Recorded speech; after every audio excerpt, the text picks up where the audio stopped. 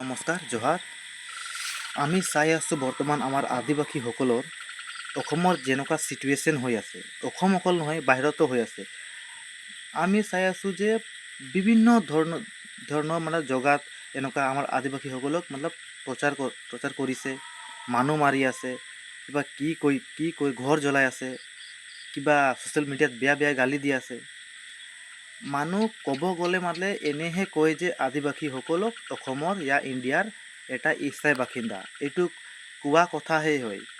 যদি আমাক চৰকাৰে ইমানে যদি মৰম কৰিলে হয় তেতিয়ালৈকে আমাক ST জনজাতিকৰণ মাটি পাটা দিলে হয়। আমাক চৰকাৰে এটা ভোট বেংক হিচাপে আমাক ইউজ কৰি আছিলে আৰু আগন্তুক দিনত এনেকুৱা ইউজ কৰি থাকিব। যদি আমি নিজকে চেঞ্জ নকৰিম তেতিয়ালৈকে আমাক ইহঁতি ভোট বেংক হিচাপে আমাক ইউজ কৰি থাকিব আৰু তেতিয়ালৈকে আমি ইহঁতৰ গোলাম, ইহঁতৰ ভৰি তলত আমি থাকিম।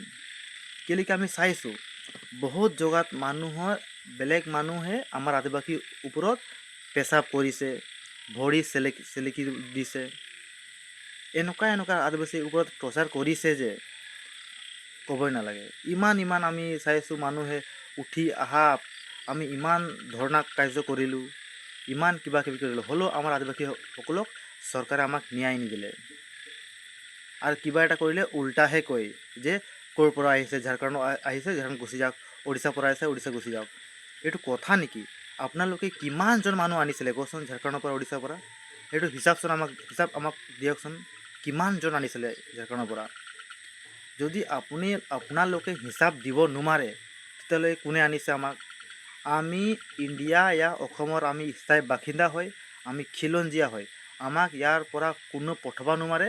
আমি ইয়াত থাকিম, আমি ইয়াত তেজ দিম, লাগিলে ইয়াত আমি মৰি যাম, হ'লেও আমি ইয়াৰ পৰা ক'তো নাযাম। আপোনালোকে কয় যে তহঁতি বেলেগ জেগাৰ পৰা আহিছ।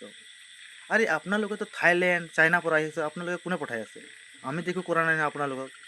আমি একো কথা কোৱা নাই নহয় আপোনালোকক যে আপোনালোকে তাত গুচি যাওক, আমি একো কোৱা নাই। আমি কোৱা নাই যে তহঁতি আমাক কেলৈ ক'ব লাগে।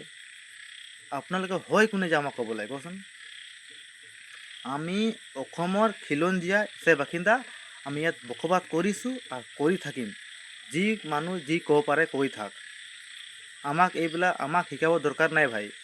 আমি গম পাওঁ আমি কি কৰি আছোঁ। আপোনালোকে এটা দালালি হিচাপে আমাৰ আদিবাসীসকলক বদনাম কৰিবলৈহে আমাক ইয়াত ব্যৱস্থা কৰি আছে। আমি গম পাওঁ। সেইকাৰণে আমি আদিবাসীসকলক যিমান আছে আমাৰ আদিবাসী মানুহ, আমি ইহঁতক কৈ দিব বিচাৰিছোঁ যে আপোনালোকে অকণমান শিক্ষিত হওক আৰু কথাবিলাক বুজিব লাগে।